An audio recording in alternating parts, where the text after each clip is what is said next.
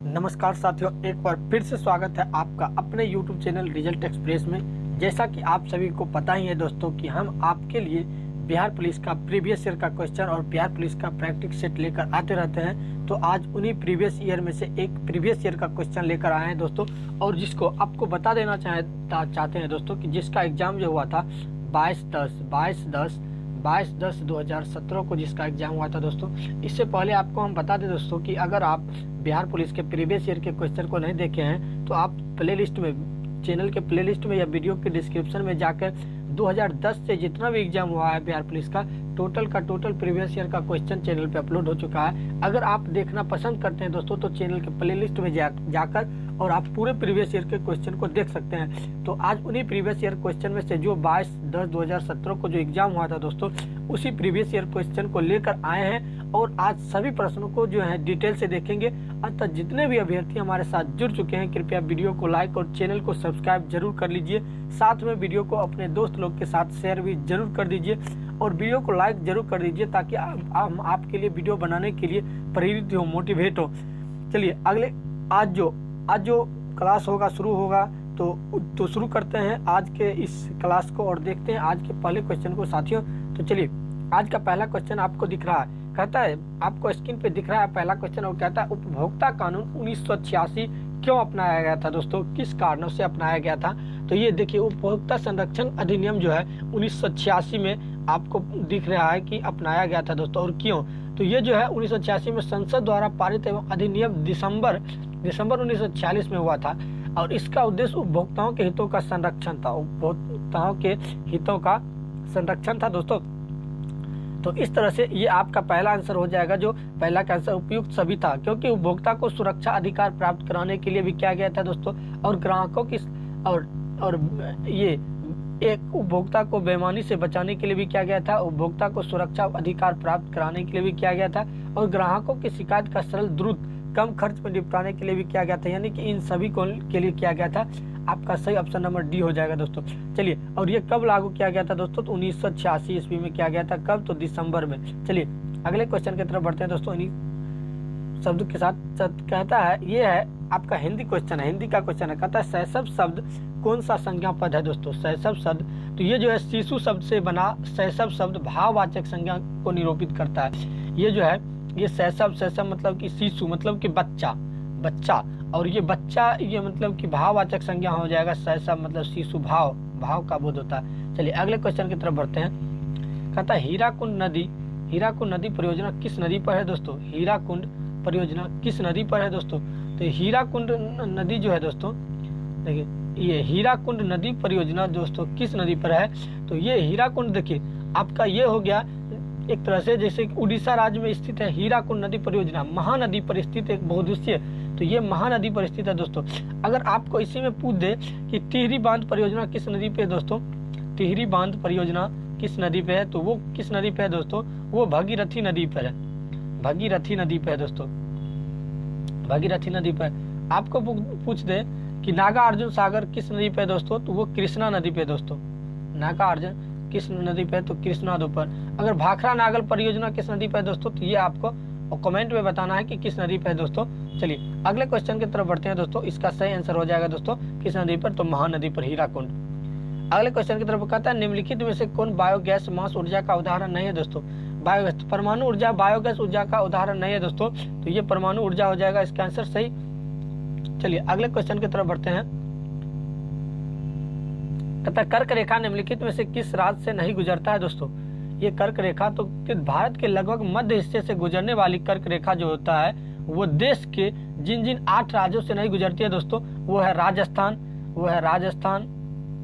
वो 1 नंबर में राजस्थान आता है। उसके बाद गुजरात आता है दोस्तों, गुजरात आता है। तो आपका यहाँ आंसर जो है राजस्थान हो जाएगा दोस्तों, और गुजरात हो जाएगा, सॉरी गुजरात अगर आता तो गुजरात हो जाता दोस्तों। और ये देखिए आपको ये मुख्य रूप से जो है आपका ये 2013 के एग्जाम में भी पूछा गया था दोस्तों, प्रीवियस ईयर के क्वेश्चन में, और मतलब कि कौन सा राज्य से नहीं गुजरता है दोस्तों। अतः आप 2013 के भी प्रीवियस ईयर क्वेश्चन को जाकर जरूर देखें और इस वीडियो को अंत तक जरूर देखें दोस्तों।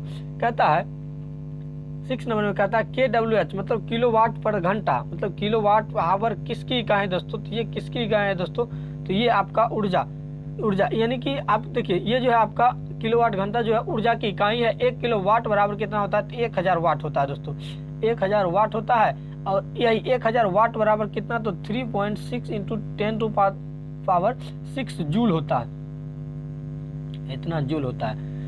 चलिए अगले क्वेश्चन की तरफ बढ़ते हैं। 7 नंबर क्वेश्चन कहता है भारत में प्रथम रेल टर्मिनस कौन है दोस्तों? तो इसका आपका जो देखिए 1857 ईस्वी में तत्कालीन ब्रिटिश महारानी जो विक्टोरिया की स्वर्ण जयंती के अवसर पर जो मुंबई में विक्टोरिया क्या मतलब नाम से निर्मित ये टर्मिनल, विक्टोरिया नाम से ये टर्मिनल जो है टर्मिनस जो है आपका रेलवे स्टेशन का अब परिवर्तित नाम छत्रपति शिवाजी टर्मिनस, ये जो है अब इसका नाम जो है बदल के छत्रपति टर्मिनस शिवाजी के नाम से जो है रख दिया गया है दोस्तों। और यह देश का पहला रेल टर्मिनस है। इसके भवन को यूनेस्को के द्वारा विश्व विरासत के स्थलों की सूची में शामिल किया गया, इसी को टर्मिनस को छत्रपति शिवाजी टर्मिनस। अगले क्वेश्चन की तरफ बढ़ते हैं। कहता है लार्वा का कुछ परिवर्तन के जरिए वयस्क में बदलने की प्रक्रिया क्या कहलाती है दोस्तों? लार्वा जो वयस्क में बदलता है तो लार्वा के परिवर्तन के जरिए वयस्क में बदलने की प्रक्रिया को कायांतरण कहते हैं। लार्वा जो होता है वो लार्वा का कुछ जो परिवर्तन होता है उसको कायांतरण, ये ना ही देखिए वृद्धि तो नहीं होगा, ए एवं बी दोनों तो नहीं हो, इनमें से कोई नहीं, ये गलत ये गलत ये गलत, सही आपका ऑप्शन नंबर बी। चलिए अगले क्वेश्चन की तरफ बढ़ते हैं। कहता अंतर्राष्ट्रीय व्यापार के संदर्भ में डोपिंग का क्या अर्थ है दोस्तों? डोपिंग का क्या अर्थ है दोस्तों? तो ये आपका इसका सही आंसर हो जाएगा। देखिए उत्पादन, जब डोपिंग होता है तो उत्पादन की वास्तविकता लागत से कम या उसके घरेलू बाजार के मूल्य के नीचे की कीमतों पर निर्यात करना ही डोपिंग कहलाता है दोस्तों। अगले क्वेश्चन 10 नंबर की तरफ बढ़ते हैं। कहता बौद्ध धर्म के संस्थापक कौन है दोस्तों? बौद्ध धर्म का संस्थापक गौतम बुद्ध है। बौद्ध धर्म का संस्थापक गौतम बुद्ध है दोस्तों।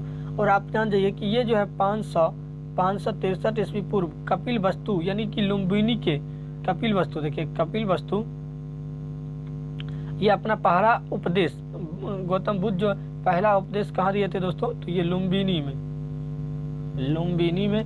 और ये देखिए लुम्बिनी में दिए थे। और कपिल वस्तु के लुम्बिनी में जन्मे सिद्धार्थ, यानी इसका पुराना नाम सिद्धार्थ और ये जो थे 29 वर्ष की आयु में जो गिरि त्याग कर 35 वर्ष की आयु में उन्हें बोध गया में ज्ञान की प्राप्ति हुई। उनके गिरि त्याग की घटना को बौद्ध परंपरा में महावीर कहा गया है। ज्ञान प्राप्ति के बाद बुद्ध कहलाए तथा उन्होंने अपना पहला उपदेश सारनाथ में दिया दोस्तों। कहाँ दिया? सारनाथ में दिया पहला। चलिए और ये पहला उपदेश जो थे ये सारनाथ में, इसे बौद्ध परंपरा में धर्मचक्र परिवर्तन कहा गया दोस्तों। चलिए अगले क्वेश्चन की तरफ बढ़ते हैं। कहता माला लुक्स प्रीटी, मतलब माला जो है प्रीटी दिखती है, माला प्रीटी दिखती है। Give the correct antonym of the pretty. यहाँ पे प्रीटी मतलब सुंदर, मतलब अच्छी दिखती है, तो इसका तो अगली हो जाएगा कुरूप हो जाएगा, मतलब कि कुरूप दिखती है, इसका एंटोनिम कहता है तो कुरूप। चलिए अगले क्वेश्चन की तरफ बढ़ते हैं। कहता भ्रष्टाचार को नियंत्रित करने के लिए भारत सरकार कौन सा संगठन है? क्या कौन सा संगठन है जो भ्रष्टाचार को नियंत्रित करेगा दोस्तों? तो भ्रष्टाचार को नियंत्रित करने के लिए दोस्तों ये जो है देखिए संथावन समिति की स्तुति के आधार पर 1946 ईस्वी में दोस्तों केंद्रीय सतर्कता आयोग का गठन किया गया था। कितना? 1946 ईस्वी में केंद्रीय सतर्कता आयोग जो भ्रष्टाचार को रोके और संसदीय अधिनियम के जरिए केंद्र संवैधानिक ये जो है अधिकार भी मिला। इसका ऑप्शन नंबर इस तरह से ए सही हो जाएगा दोस्तों। चलिए अगले क्वेश्चन की तरफ बढ़ते हैं और 13 नंबर क्वेश्चन है। कहता है परमाणु ऊर्जा प्राप्त करने के लिए निम्न में से किसका प्रयोग किया जाता है दोस्तों? तो परमाणु ऊर्जा प्राप्त करने के लिए प्रयुक्त कच्चा माल यूरेनियम का प्रयोग किया जाता है दोस्तों। यूरेनियम का प्रयोग किया जाता है दोस्तों। चलिए अगले क्वेश्चन की तरफ। कहता है वनों के वितरण को दिखाने वाला मानचित्र कौन सा है? मतलब वनों के वितरण को दिखाने वाला मानचित्र कौन सा होता है दोस्तों? तो आपका इसका सही आंसर हो जाएगा जो भौतिक मानचित्र जो है वो वनों के वितरण को दिखाने वाला मानचित्र जो है ये भौतिक मानचित्र। चलिए अगले क्वेश्चन। आर्यभट्ट एक डैश थे आर्यभट्ट जो थे दोस्तों 476 से 476 से लेकर और 550 ईस्वी में प्राचीन भारत के एक महान खगोल शास्त्र एवं गणितज्ञ थे। उन्हें आर्यभट्टीय ग्रंथ की रचना की थी दोस्तों। आर्यभट्ट जो थे आर्यभट्टीय ग्रंथ की रचना की थी दोस्तों। और ये जो थे खगोल शास्त्री एवं गणितज्ञ थे। और इन्होंने ही बता दे दोस्तों कि जीरो का भी खोज और पाई का भी खोज इन्हीं के द्वारा दोस्तों हुआ था। जीरो का खोज और पाई, देखिए जीरो और 1 2 3 4 5 6 जो है इन्हीं के द्वारा खोजा गया था, 1 2 3। चलिए अगले क्वेश्चन की तरफ बढ़ते हैं। कहता है यदि m/2 = 6 तो m = what दोस्तों। तो हम बता देना चाहते हैं दोस्तों, ये क्वेश्चन जो है यहाँ पर जो है मिसप्रिंट है दोस्तों, ऐसा क्वेश्चन नहीं है, ऐसा क्वेश्चन है। देखिए क्वेश्चन देख लीजिए दोस्तों, m/2 - 2 = 6 दोस्तों। तो देखिए ऐसा क्वेश्चन है दोस्तों। तो m = तब अगर 2 को इधर ले जाएंगे दोस्तों तो इधर आ जाएगा m/2 = 8, और यहाँ पे कितना देंगे 8 16 दे देंगे तो 16 दूना 8 हो जाएगा, 8 और 8 जो है बराबर हो जाएगा इतना m = जो कितना हो जाएगा दोस्तों 16 हो जाएगा आपका आंसर सही। इस तरह से आपका आंसर जो है 16 हो जाएगा दोस्तों। आप अपने बुक में जो है नोटबुक में इसको सही कर लीजिए क्वेश्चन को। 16 के बाद 17 नंबर क्वेश्चन का था अधिकरण कारक के चिन्ह है दोस्तों। अधिकरण कारक के चिन्ह कौन सा है दोस्तों। तो आप पढ़े होंगे कर्ता ने कर्म को करण से, तो इस तरह से अधिकरण कारक में जो होता है दोस्तों ये में पर होता है, अधिकरण में पर। तो आपका ऑप्शन नंबर सी सही हो गया दोस्तों। अगले क्वेश्चन की तरफ बढ़ते हैं। 18 नंबर क्वेश्चन कहता है यदि किसी तत्व की परमाणु संख्या 16 और द्रव्यमान संख्या 32 हो तो न्यूट्रॉनों की संख्या कितनी होगी दोस्तों। तो यदि देखिए ये जो होता है किसी तत्व परमाणु के नाभिक में उपस्थित प्रोटॉन की संख्या को परमाणु संख्या तथा किसी परमाणु के नाभिक में उपस्थित प्रोटॉन की संख्या को योग उसकी द्रव्यमान संख्या कहते हैं। अतः द्रव्यमान संख्या जो होगा दोस्तों कितनी होगी। तो द्रव्यमान संख्या जो होता है दोस्तों प्रोटॉन की संख्या प्लस न्यूट्रॉन की संख्या होता है, या इस तरह से इतना हो जाएगा। देखिए 32 = यानी कि 32 है द्रव्यमान संख्या = 32 = 16 प्लस न्यूट्रॉन की संख्या होता है दोस्तों। 16 प्लस यहाँ पर न्यूट्रॉन की संख्या होता है दोस्तों। तो ये न्यूट्रॉन की संख्या नहीं दिया है दोस्तों, तो इसको मान के चलिए कि न्यूट्रॉन की संख्या ही रहने दे। तो इधर ये आएगा 32 में से इधर 16 आ जाएगा दोस्तों, इधर न्यूट्रॉन की संख्या हो जाएगा, इधर न्यूट्रॉन की संख्या हो जाएगा। तो 16 में से 32 गया तो 32, इसका मतलब है ऑप्शन नंबर सी आपका सही हो जाएगा 32। चलिए अगले क्वेश्चन की तरफ बढ़ते हैं। और 19 नंबर क्वेश्चन कहता है फिल इन द ब्लैंक्स। कहता है ही ट्रेवल्स डैश कार, ही ट्रेवल्स डैश कार। इसमें जो है प्रीपोजिशन यूज करना है दोस्तों। और इसमें देखिए बस ये जो है प्रीपोजिशन का प्रयोग मतलब जो बाय प्रीपोजिशन का प्रयोग यहाँ पे सही होगा, क्योंकि वो बाय मतलब थ्रू कार के द्वारा प्रयोग कर मतलब वो जो है ट्रेवलर कर रहा है, यात्रा कर रहा है कार के द्वारा, मतलब कार के द्वारा। अगर कार नहीं रहता तो वो ट्रेवल्स नहीं कर पाता दोस्तों। तो ये आपका यहाँ पर प्रीपोजिशन बाय जो है सही हो जाएगा। चलिए अगले क्वेश्चन की तरफ कहता है निम्न में से कौन सा शून्य को नहीं दर्शाता है दोस्तों। निम्न में से कौन सा शून्य को नहीं दर्शाता दोस्तों। अगर एक को अगर 0 से अगर शून्य से अगर गुना करेंगे तो यहाँ भी शून्य हो जाएगा दोस्तों। 10 में से 10 गया तो 0, और 0/2 को अगर करेंगे तो ये भी शून्य हो जाएगा, और 0 × 0 = शून्य हो जाता है दोस्तों। और ये जो है आपका शून्य को नहीं दर्शाएगा दोस्तों, क्योंकि 2 से = 2 हो जाएगा, 0 से डिवाइड करेंगे। ये अपरिभाषित है लेकिन शून्य को नहीं दर्शाएगा। तो ऑप्शन नंबर आपका कितना सही हो जाएगा, ऑप्शन नंबर ए। चलिए अगले क्वेश्चन की तरफ बढ़ते हैं दोस्तों। कहता है पढ़ना शब्द किस प्रकार की क्रिया है दोस्तों। पढ़ना शब्द किस प्रकार की क्रिया है दोस्तों। तो इसका आपका सही आंसर हो जाएगा दोस्तों ऑप्शन नंबर ए। ये सकर्मक क्रिया है दोस्तों, सकर्मक क्रिया है, क्योंकि ये कर्ता पर ही पढ़ने का जो है कार्य सौंपा गया है। चलिए अगला क्वेश्चन जो है कहता है भारत में रबर का उत्पादन करने वाला अग्रणी राज्य कौन सा है दोस्तों। भारत में रबर का उत्पादन करने वाला दोस्तों, तो ये आपका सही ऑप्शन नंबर हो जाएगा सी दोस्तों, सी। और यही है दोस्तों जो मसालों का भंडार, केरल को ही मसालों का भी भंडार कहा जाता है दोस्तों। मसालों का भी भंडार केरल को ही कहा जाता है। अगला क्वेश्चन है परमाणु के केंद्र के चारों ओर इलेक्ट्रॉन बिना ऊर्जा खोए वृत्ताकार पथ पर घूमता है, यह किसने कहा दोस्तों। तो ये किसने कहा, जो जैसे कि ये जो है वृत्ताकार पथ है, तो ये इलेक्ट्रॉन जो है चक्कर काटते रहता है, बिना ऊर्जा खोए हुए वृत्ताकार पथ पर घूमते रहता है। ऐसा बात किसने कहा था दोस्तों। तो ये आपका देखिए ये जो थे ये आपका कौन कहे थे दोस्तों, ये बोहर कहे थे, बोहर वैज्ञानिक थे, उन्होंने ही कहे थे। चलिए अगला क्वेश्चन है कहता है a+b का होल स्क्वायर प्लस a-b का होल स्क्वायर का मान होगा दोस्तों।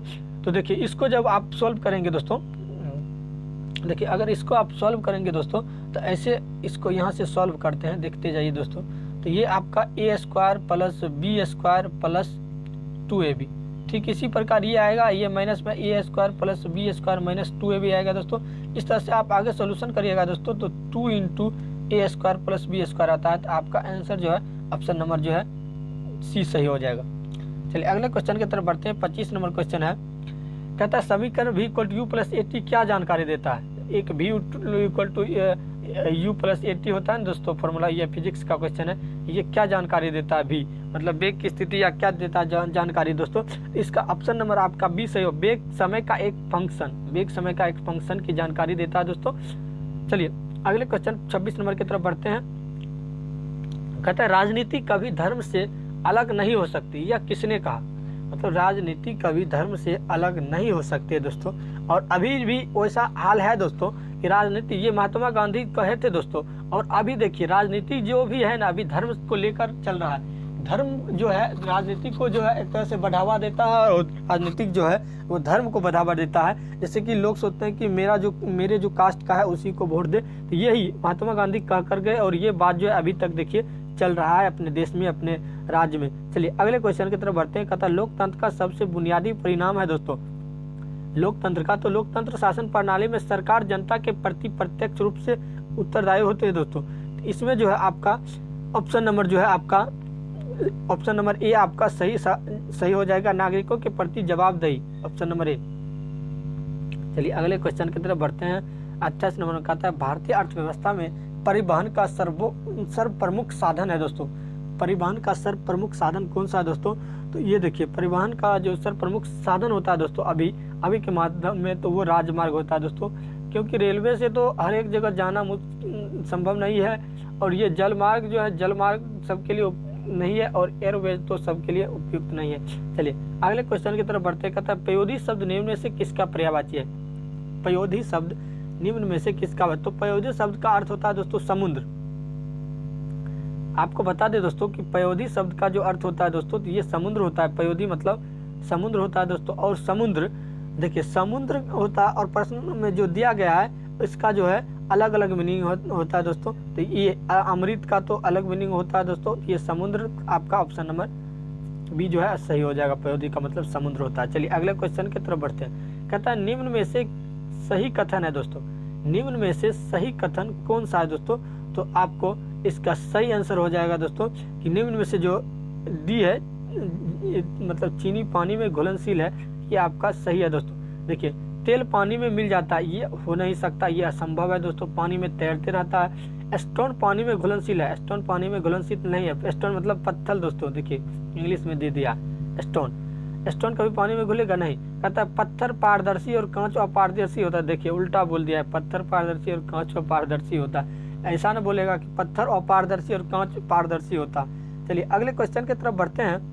और 31 नंबर कहता है संयुक्त राष्ट्र सुरक्षा परिषद के अस्थायी सदस्य है दोस्तों। अस्थायी सदस्य कौन है दोस्तों, संयुक्त राष्ट्र के कर्मचारी न्याय निकाय सुरक्षा परिषद के 5 अस्थायी सदस्य हैं। देश के नाम इस प्रकार मतलब अगर बात किया जाएगा दोस्तों, तो ये ब्रिटेन, फ्रांस, रूस, ब्रिटेन, फ्रांस, रूस, और ये जो होता है दोस्तों इस तरह से ये सब देश आता है दोस्तों। तो इस तरह से आपका जो ये यहाँ पर दिया गया है क्वेश्चन, इसका जो सही आंसर हो जाएगा ऑप्शन नंबर डी हो जाएगा दोस्तों। यहाँ पे जो है संयुक्त राज्य अमेरिका, रूस, यूके, फ्रांस और चीन होता है, और ब्रिटेन भी होता है दोस्तों।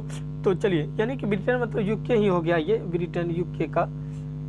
तो ये इस तरह से जो है आपका ये 31 नंबर क्वेश्चन खत्म है दोस्तों। 32 नंबर क्वेश्चन की तरफ बढ़ते हैं। कहता है जीएसटी लागू करने वाला पहला राज्य कौन सा है दोस्तों, तो ये देखिए आपको बहुत ही मतलब इम्पोर्टेंट क्वेश्चन है दोस्तों। और जीएसटी, तो ये देखिए असम जो है दोस्तों, असम ये जीएसटी लागू करने वाला पहला राज्य। और ये जीएसटी के मामले में बहुत जो है ना, ये इसी से क्वेश्चन रहता है, और उसका आंसर भी जो होता है असम ही होता है दोस्तों।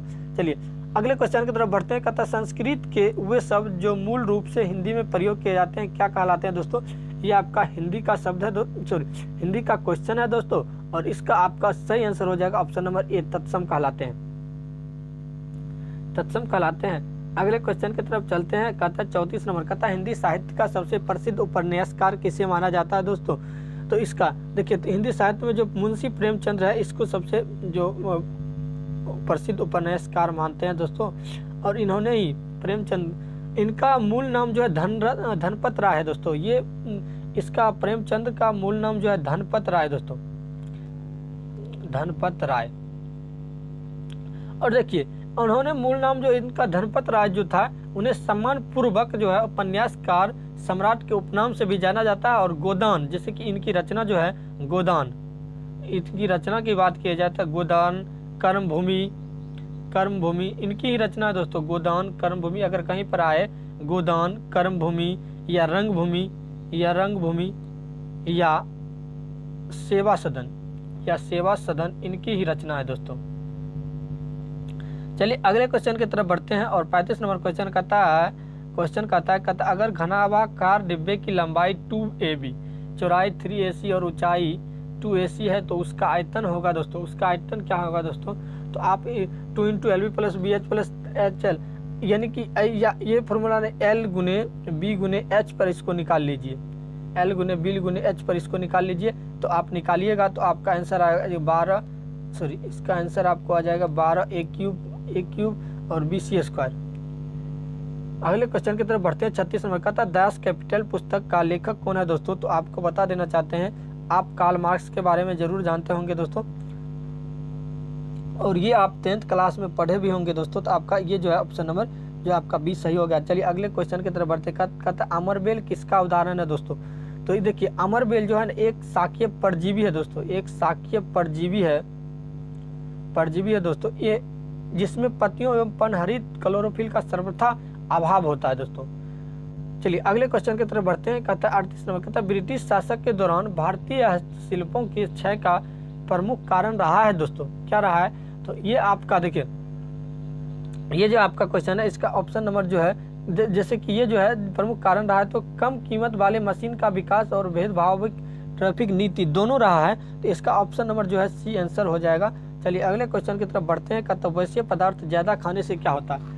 अगर आप वैश्य यानी कि वसा, यदि वसा वाला पदार्थ अगर ज़्यादा खाएंगे दोस्तों तो क्या होगा? तो अगर आप वसा वाले, तो आपका मोटापा का कारण बनता है, तो अधिक सेवन मोटापा का कारण बनता है। अगर वसा वाले जैसे आप खाते हैं तो आपका जो है मोटापा अधिक बनेगा, तो इसका मोटापा हो जाएगा।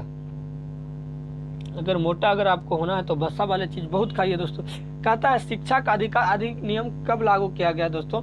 ये जो आपका बच्चों को मतलब निःशुल्क और अनिवार्य शिक्षा का अधिकार अधिनियम 2009 में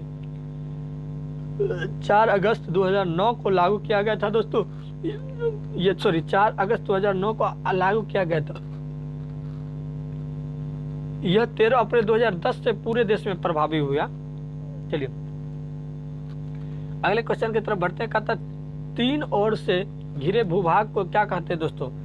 3 ओर से घिरे भूभाग को क्या कहेंगे दोस्तों? तो आपका इसका सही आंसर हो जाएगा प्रायद्वीपीय, प्रायद्वीप कहते हैं दोस्तों।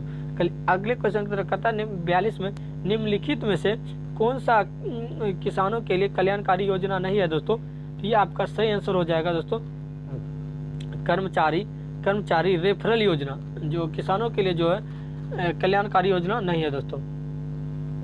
राष्ट्रीय कृषि बीमा योजना ये है, HHG बैंक लीकेज कार्यक्रम ये सब है किसानों के लिए। चलिए अगले क्वेश्चन की तरफ बढ़ते हैं, और कहता है वह गुण जिस गुण के कारण कोई पदार्थ वायुमंडल से नहीं सोख लेता, वायुमंडल से नमी सोख लेता है, कहलाता है दोस्तों। क्या कहलाता है दोस्तों? तो आपका सही आंसर हो जाएगा इसका ऑप्शन नंबर बी, और ये जो होता है परसवेदन कहलाता है, परसवेदन। चलिए अगले क्वेश्चन की तरफ बढ़ते हैं। कहता है change the noun application into its verb. तो एप्लीकेशन का जो होता है दोस्तों, ये एप्लीकेशन का जो होता है सही वर्ब फॉर्म है दोस्तों, अप्लाई होता है। चलिए अगले क्वेश्चन की तरफ बढ़ते हैं। Find the suitable adjective of the given word. Affection मतलब स्नेह, अफेक्शन मतलब शब्द का एडजेक्टिव फॉर्म होगा अफेक्शनेट, ऑप्शन नंबर ए। चलिए अगले क्वेश्चन की तरफ बढ़ते हैं। कहता है वृद्धि का सही रूप विलोम क्या होगा दोस्तों? तो वृद्धि का सही विलोम जो होगा, यानी कि वृद्धि होगा और ये जो होगा क्षय, मतलब क्षय हो जाएगा, मतलब घटेगा, क्षय हो जाएगा मतलब घटेगा, वृद्धि मतलब बढ़ना।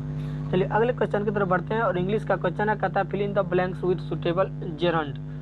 कहता है आई एम एवर्स टू, तो इसका आपका सही आंसर हो जाएगा दोस्तों आई एम एवर्स टू, तो इसका आपका सही आंसर हो जाएगा ऑप्शन नंबर डी, जो कि क्या है दोस्तों? Drinking. I am averse to drinking, मतलब पीने का लत लग गया दोस्तों, पीने का लत। कहता fill in the blanks with right infinite. कहता है it is not easy dash all people, it is not easy it is not easy to, इसका ऑप्शन नंबर जो है आपका इट इज़ नॉट ईजी दोस्तों है, तो इसका आपका ऑप्शन नंबर जो है ये डी जो है आपका सही, it is not to please all people.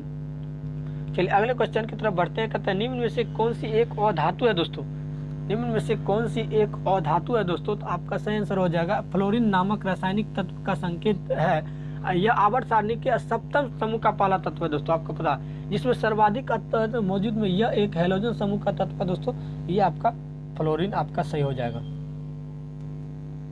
चलिए जो एक धातु है। चलिए अगले क्वेश्चन की तरफ बढ़ते हैं।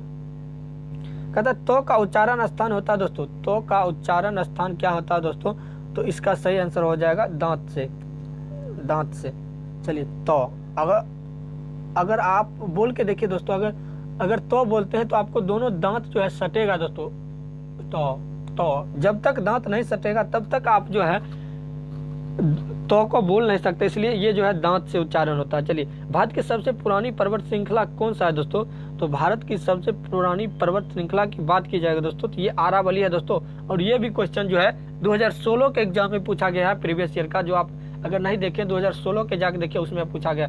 चलिए अगले क्वेश्चन की तरफ बढ़ते हैं। कहता किसान कॉल सेंटर का शुभारंभ कब हुआ था, तो किसान कॉल सेंटर का शुभ आरंभ दोस्तों 2004 में 21 जनवरी 2004 में हुआ था दोस्तों, आपका ऑप्शन नंबर डी हो जाएगा दोस्तों।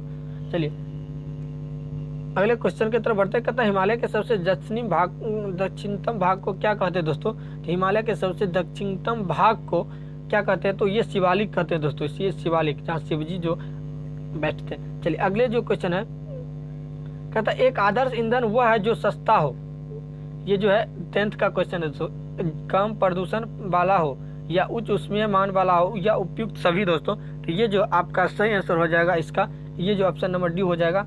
एक अच्छा ईंधन उसी को कह सकते हैं जो सस्ता भी हो, कम प्रदूषण भी वाला भी हो, उच्च ऊष्मीय मान वाला भी हो। कहता हिंदी भाषा में व्यंजनों की कुल संख्या कितनी है दोस्तों, तो हिंदी भाषा में कुल व्यंजनों की संख्या बोला जाए दोस्तों ये 33 है, व्यंजनों की संख्या, केवल व्यंजन की संख्या बोला 33 है दोस्तों। और ये अगर आप इसकी बात करें जैसे कि अक्षत्र और ज्ञ, ये जो है ना अक्षत्र और ज्ञ, ये जो है ये संयुक्त व्यंजन है दोस्तों, ये व्यंजन है संयुक्त व्यंजन। अगले क्वेश्चन की तरफ बढ़ते हैं।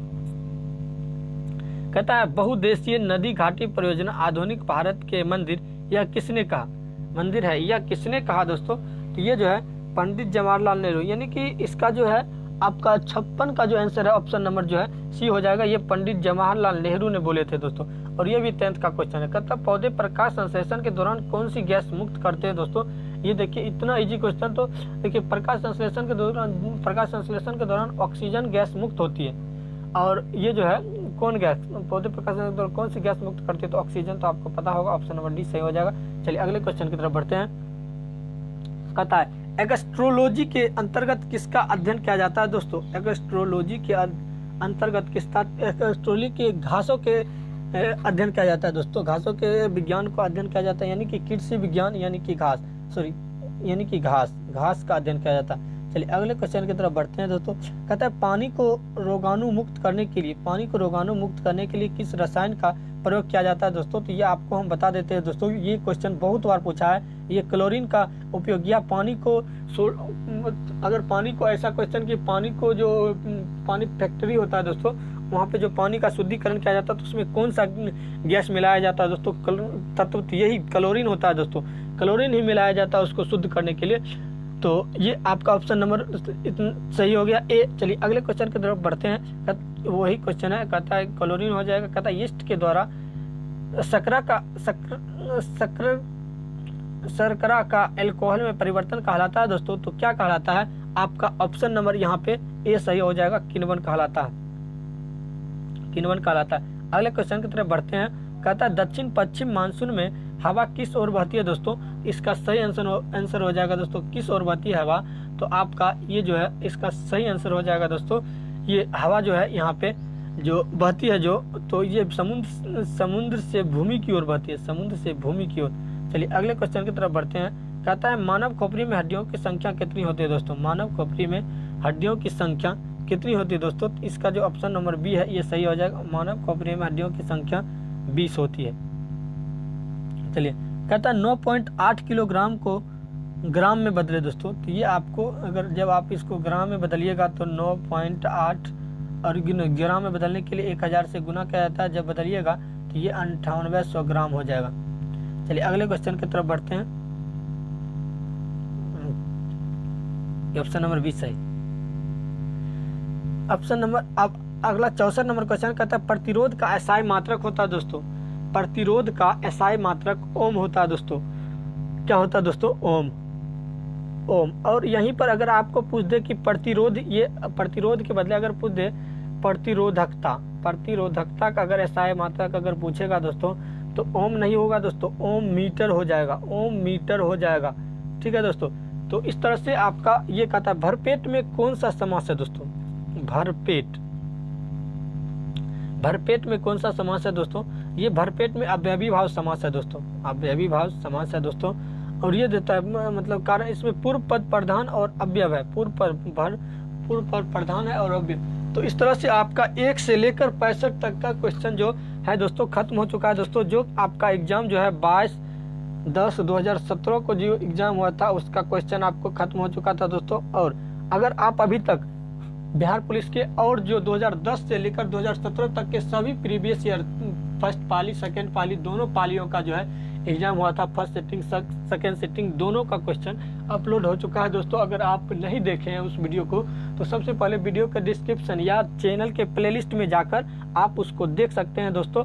और अगर ये वीडियो आपको अच्छा लगा दोस्तों तो चैनल को सब्सक्राइब और वीडियो को लाइक जरूर कर दीजिए दोस्तों। वीडियो को लाइक कर दीजिए दोस्तों और चैनल को सब्सक्राइब कर लीजिए। और आप इस वीडियो के लिंक को अपने दोस्त लोग में शेयर कर दीजिए दोस्तों। और इस तरह से मिलते हैं आपके साथ नए वीडियो में, तब तक के लिए धन्यवाद। जय हिंद, लव यू ऑल।